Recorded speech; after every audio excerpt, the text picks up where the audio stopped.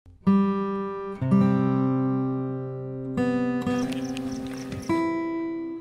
त कुञ्जुसम झरना यहाँ भारदेवमा हामीलाई यसरी स्वागत पाइयो, यसरी खादा सादा लाएर जान पाइयो कुञ्जुसम गाविसमा।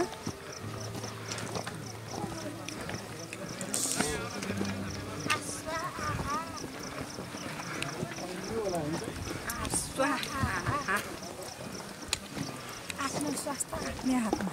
मजा आउँदैछ हैन त?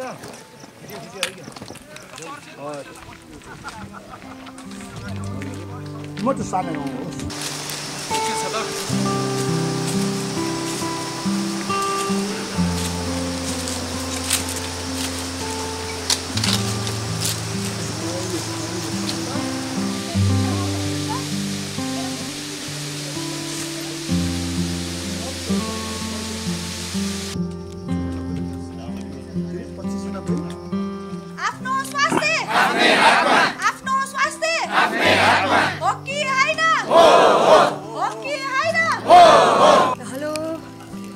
हामी यो फुलबारी डाँडाको कुञ्जुसम प्रतिमामा आइपुगेका छौँ। प्रकृतिप्रेमी समूहको पदयात्रामा हामी आज तल पौवा भुन्ज्याङसम्म गाडीमा र त्यहाँबाट हामी तेर्सो उकालो हुँदै कुञ्जुसम झरना पुगेका थियौँ र कुञ्जुसम झरनाबाट यो प्रतिमामा आइपुगेका छौँ। तल पौवा भुन्ज्याङबाट कुञ्जुसम झरना 8 किलोमिटर। यो सबै अधिकांश बाटो चाहिँ ठाडो उकालो छ। अब हामी यहाँबाट तल पौवा भुन्ज्याङसम्मै पदयात्रा गर्नेछौँ। यहाँबाट पौवा भुन्ज्याङ भने गुप्तेश्वर गुफा हुँदै तल चाहिँ सिरिसिरी भएको ओह्रालो छ। करिब 4 किलोमिटर हिँडेपछि हामी तल पुग्छौँ। यो पदमार्ग एकदमै राम्रो पदमार्गमा पर्दछ। झरना, यो कुञ्जुसम पार्क अनि तल गुफाको अवलोकन गर्दै हिँड्न सकिन्छ। तर यसरी हिँड्दाखेरि भने यसलाई ठ्याक्कै उल्टो हिँड्दाखेरि चाहिँ एकदम सजिलो हुन आउँछ।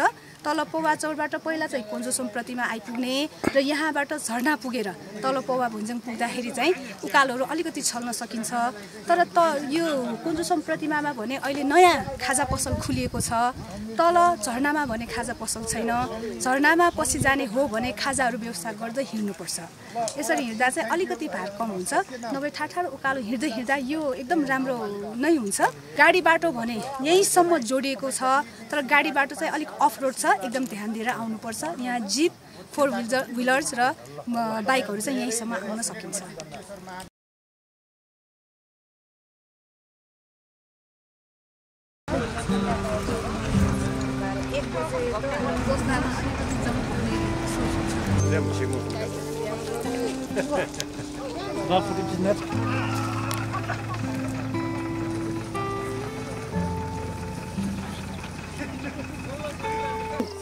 हात जोडेर नमस्कार गर्छु है।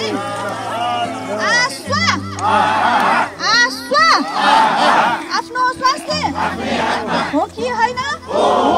मुख्य कुरा आज भन्नुपर्ने, हिँड्दाखेरि तपाईहरु कसैले खाजा बोक्नु भएको छ भने चिल्लो, पिरो, अमिलो नखानु होला। हामी मध्य गर्मी मौसममा छौं। चिल्लो, पिरो, अमिलो खायो भने एसिडिटी, जसलाई हामी नेपालीबाट अम्लपित्त भन्छौँ, अम्लपित्त बढेर टाउको दुख्ने, ढिँडोटा लाग्ने, खुट्टाहरू बाउरिने जस्ता समस्या आउन सक्छ। त्यही भएर अमिलो, पिरो, चिल्लो ठ्याक्कै बन्द र पानी प्रति घण्टा अथवा आधा घण्टा आफ्नो बस्तारीसित अनुपातमा पानी पिउँदै हिँड्नु।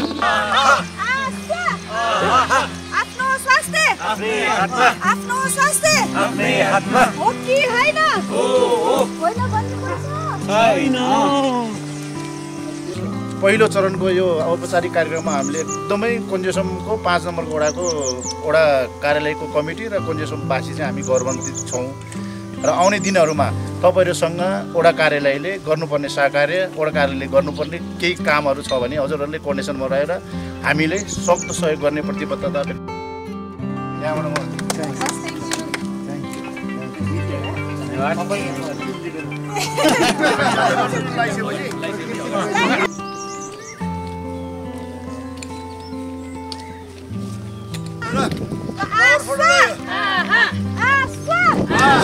आफ्नो स्वास्थ्य आफ्नै हातमा।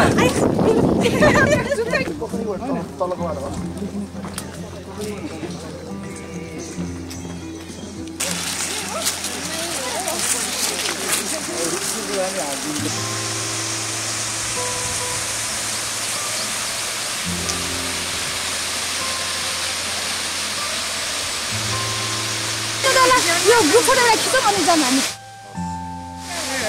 हजुर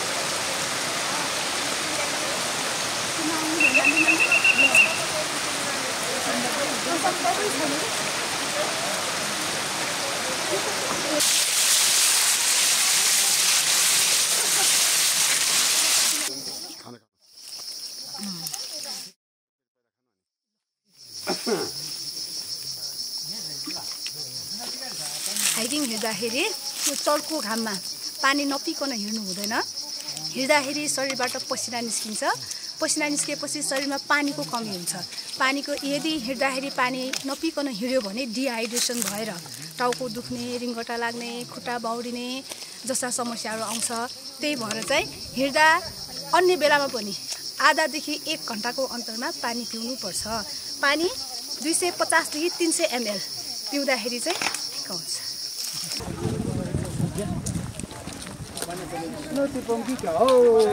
टिपे चाहिँ हुने रहेछ तर चिम्टा नभए चोले टिप्छ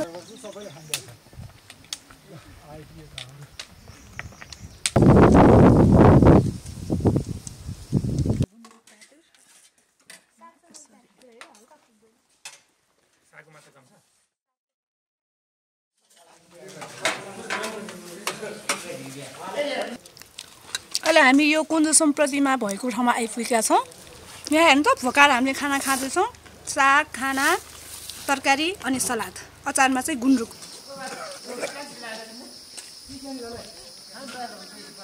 नमस्ते अहिले चाहिँ हामी अब कुञ्जसम प्रतिमामा छौँ यो कुञ्जसम प्रतिमामा चाहिँ यो नयाँ वर्षबाट चाहिँ हामीले सुरुवात गरेको छौँ यहाँ चाहिँ जति पनि श्रद्धालु भक्तजनहरू यहाँ घुम्न आउने भिजिट गर्ने रमाइलो यो ठाउँमा हाइकिङको रूपमा अथवा चाहिँ विभिन्न आफ्नो सवारी साधन माध्यमबाट धेरै मान्छेहरू आउँदै हुनुहुन्छ यहाँ चाहिँ धेरैले सुझाव दिनुभयो हामीलाई धेरै सुझाव कस्तो आयो भने यहाँ पानीको व्यवस्था छैन अलिकति खानपिनको व्यवस्था भएन त अलि टाढा अलि हाइटमा पुगिसकेपछि चाहिँ खानपिनको व्यवस्था नभएपछि अलिक गाह्रो हुँदो रहेछ भन्ने त्यो खालको चाहिँ सबैको सुझावलाई चाहिँ मध्यनजर राखेर चाहिँ हामीले कुञ्जसम धार्मिक पर्यटन विकास समितिले चाहिँ समितिकै नामबाट चाहिँ हामीले चाहिँ यो क्यान्टिन चलाएको छ हामीले अहिले यहाँ चाहिँ खाजा नास्ता सबैको व्यवस्था गरेको छ हामीलाई पहिल्यै सम्पर्क गरेर पूर्व जानकारीको साथ आउनुभयो भने हामीले 100-200 जनालाई पनि खाना बनाएर चाहिँ हामी खुवाउन सक्छौँ र यहाँ चाहिँ पानीको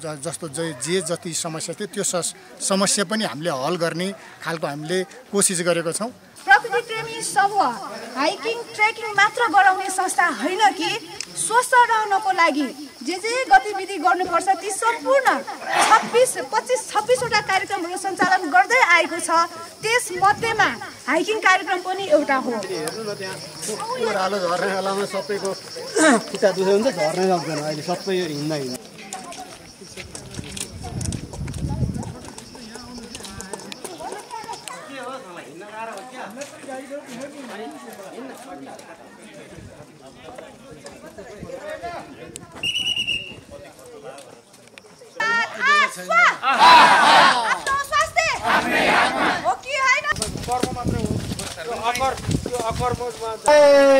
हर महादेव महादेव हो यो